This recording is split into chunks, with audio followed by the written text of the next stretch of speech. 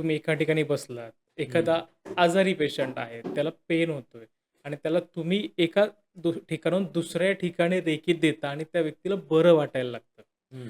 So ही जी गोष्ट आहे, तर त्याच्यात एक्झॅक्टली काय फरक होतो? म्हणजे एनर्जी पास होते, चमत्कार होतो, की अजून काही? चमत्कार तर नाही म्हणता येणार त्याला, पण मला असं वाटतं की it's all about the energy and vibrations. Okay. कारण आपण जे काही बोलत सुद्धा आहे, याचे सुद्धा एक व्हायब्रेशन्स आहेत. आपण हां, मंत्र चॅन्टिंग करतो. हां, का करतो आपण मंत्र चॅन्टिंग? कारण की त्याचे एक व्हायब्रेशन्स आहेत. हां.